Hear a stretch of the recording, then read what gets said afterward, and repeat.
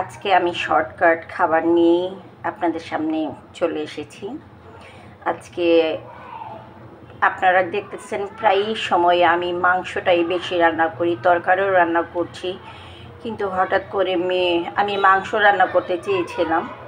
কালকে আমার একটা প্রোগ্রাম আছে, সেই প্রোগ্রামে যাওয়ার জন্য আমি প্রিপারেশন নিয়েছিলাম যে মাংস রান্না করব, কিন্তু বলেছে যে না, মাংস রান্না করার দরকার নেই, একটু আলুর ভর্তা করে ফেলো আর পাতলা ডাল রান্না করো, তাহলে অনেক দিন যাবৎ খাচ্ছি না, খাবো। তো প্রথমত আমি ডাল চড়িয়ে দিয়েছি, আপনাদেরকে দেখালাম। আর এখানে কিছু আলু আমি সিদ্ধ করে রেখেছি, এইটার মধ্যে আমি মিক্সড করব, কারণ অনেকগুলো আলু তো তার জন্য এগুলোর মধ্যে মিক্সড করে তারপর আমি আলুর ভর্তাটা করব, তখন আপনাদের সাথে শেয়ার করব। আমি এখন পেঁয়াজ এবং রসুন দিয়ে দিয়েছি, তারপরে হলুদ দিব, লবণ দিব। আমি এখন আলুগুলো একটু মেখে নিচ্ছি, কারণ অনেকগুলো আপনারা জানেন আমরা মা মেয়ে দুজন, যে আপনারা হয়তো প্রশ্ন করতে পারেন যে আপনারা মা মেয়ে দুজন এতগুলো ভর্তা কি করবেন। আমি আবার কি করি, একটু ভর্তাটা একটু বেশি করে বানিয়ে নিই, তারপরে যখন থাকে সেটা আমি ডিম দিয়ে আমার মেয়েকে ভেজে তারপরে দিই, সেটা আলাদা একটা স্মেল থাকে।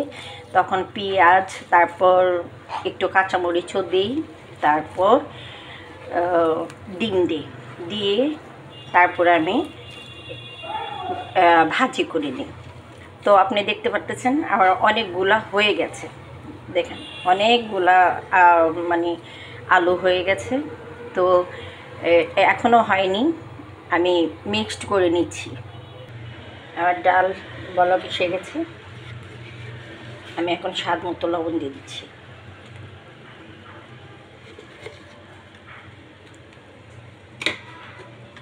কিছুটা হলুদ দিয়ে দিচ্ছি।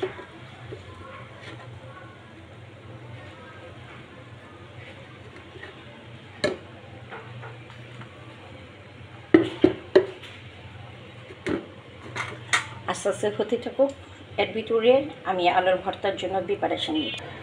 এখানে আমি পেঁয়াজ, কাঁচামরিচ, শুকনো মরিচগুলো ভেজে এখন আমি লবণ দিয়ে মিক্সড করে নিব। এটার মধ্যে ভর্তাটা করে ফেলি, কারণ এটা যেহেতু বড়ে গেছে, তো এটার মধ্যে করলে একটু নাড়াচাড়া করা যাবে, মাখা যাবে সুন্দর করে।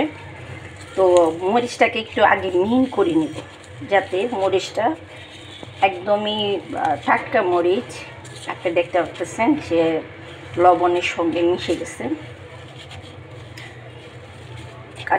মানে আমার মেয়ে প্রতিটা সময় শুধু বাইরে খেতে চায়, তো বাইরের খাবার যে ক্ষতিকারক সেটা সে বুঝেও তারপরে বাইরের খাবার খাবে।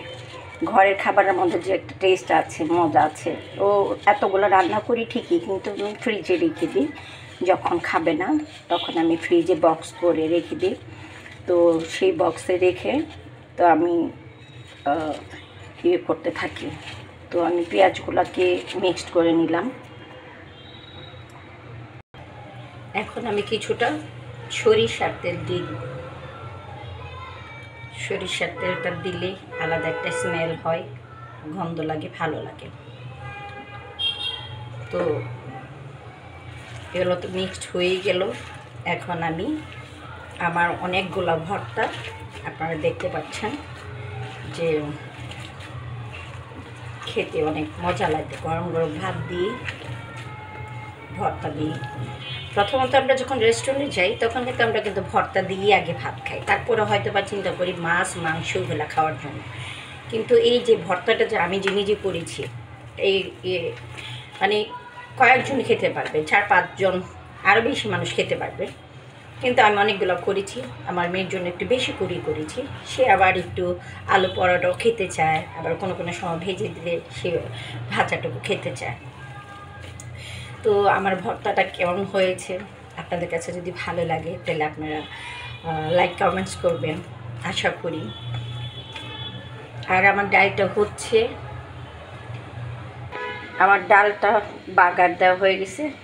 আমি এখন একটু জিরার ফাঁকি দিয়ে দিচ্ছি।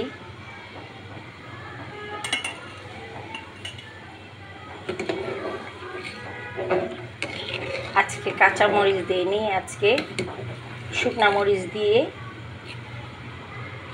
রান্না করলাম। আরেকটু দিয়ে দিচ্ছি পাঁচফোড়নের ফাঁকি, সুন্দর একটা স্মেল করবে, খেতে ভালো লাগবে। এগুলো আমাদের সিলেটিরা খায়, জানি না আমার বাইরের ডিস্ট্রিক্টের মানুষরা খায় না। তো আপনাদের সাথে অনেক কিছু শেয়ার করে ফেললাম। ভালো থাকুন, সুন্দর থাকুন, সুস্থ থাকুন। আসসালামু আলাইকুম রহমতুল্লাহি ওয়া বারাকাতুহু।